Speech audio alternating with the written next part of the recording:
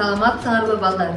Бүгүнкү тарбиялык саатта маанилүү жана ойлото турган бир теманы талкуулайбыз. Карылар үй керекпи? Ар бирибиз кары картаң адамдарды сыйлоо, аларга кам көрүү жана урматтоо тууралуу ой жүгүртүүбүз керек. Карылар бул биздин ата-энелерибиз, чоң ата, чоң энелерибиз. Алар бизге таалим, тарбия берип, эмгеги менен коомго чоң салым кошкон адамдар. Биздин милдет аларды унутпай, ар дайым көңүл бөлүп, мээримибизди көрсөтүү. Ошол себептен бүгүнкү талкууда карылар үйүнүн керектүүлүгү, анын жакшы жана терс жактары тууралуу ачык сүйлөшөбүз. Анда балдар, көңүлүңөрдү видео роликке бурам.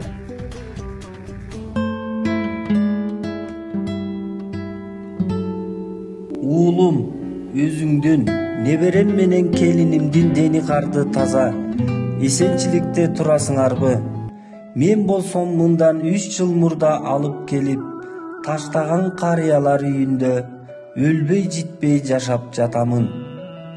Ошондон бери бир кайрылып келбегениңден кырсыкка кабылып калдыбы деп оюм оңго, санаам санга бөлүнүп жүрөт. Бала боор эти менен тең деген сөздүн калети жок белем. Нечен ирет мас болуп келип, теридей тепкилегенде апаң байкуш арачалап калчу эле. Өз колум менен салган тамдан кубалап, малга да ээ болдуң. Суук сөздөрүңдү ошондон кийин да албадың. Эми ошонун баарын унутуп, силердин жүзүңөрдү бир көрсөм деп кусадар болуп отурам. Башка бирөөдөн ушундай кордук көрсөм унута алат белем. Жаткан жерим жумшак, кийимим бүтүн, курсагым ток.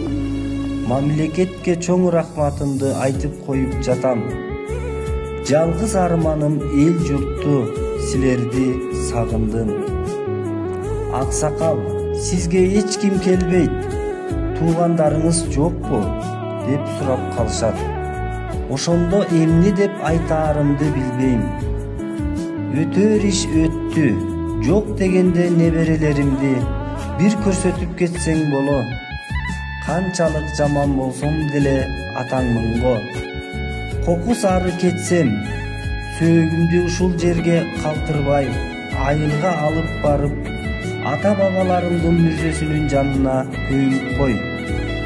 Бул менин сенден суранар аталык акыркы өтүнүчүм. Ата, катыңды алдым. Бизди унутпаганыңа чоң рахмат. Өзүң бардагыдай эсенчиликте турабыз. Мага таарынба.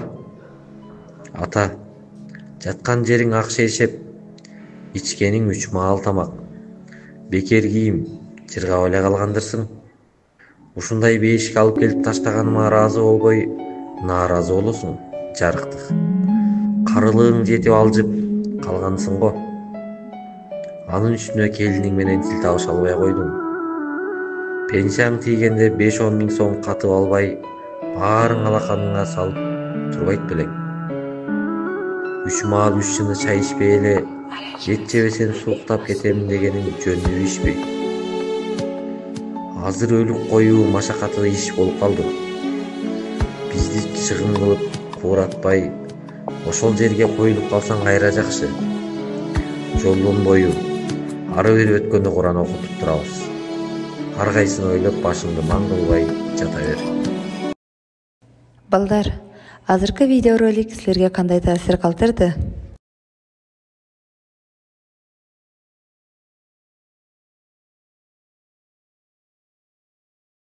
Атанын уулуна жазган катын уккандан кийин кандай ойдосуң? Бул атасы баласына кусалыгын, өкүнүчүн жана өтүнүчүн жазган экен бул катта. Негизи бул катты укканда атасы бул катты жазбай эле койсо болмок экен деген ойго келдим. Себеп дегенде адам жашоодо кандайдыр бир үмүт менен жашайт экен. Ал үмүт өчкөндө адамдын уже алдыга карай жашоого деген кызыкчылыгы деле жок болуп калат экен. Бул катка жооп жазуу аркылуу баласы атасынын акыркы үмүтүн жокко чыгарып атат. Ошон үчүн бул катты жазбай деле койсо болмок экен деген ойдомун. Сен келечекте ата-энеңди кантип багасың? Мен үчүн ата энем менин жашоомдун эң кымбат адамдары. Ал мени багып, чоңойтуп, эчтекеден кем кылбай, ушундай туура жолго салып чоңойтту. Мен аларды ошентип урматтап, сыйлап, кадырлаганым сөз менен эле эмес, ошо иш аракетим менен далилдөөгө аракет кылам.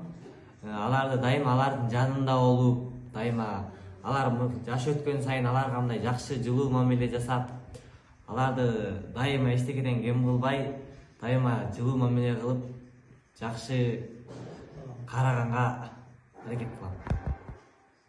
Уулунун катка жазган жообуна макулсуңбу? Жок, уулунун катка жооп бергенине такыр макул эмесмин. Себеби деген ата энебизди колубуздан келишинче ардактап сыйлаганыбыз туура деп ойлойм. Эгерде сен кары адамдын ордунда болгондо эмне кылмаксың? Эгерде мен кары атанын ордунда болсом, баламдан катты алгандан кийин мен ага жетиштүү тарбия мээрим бере албагандыгымды түшүнмөкмүн.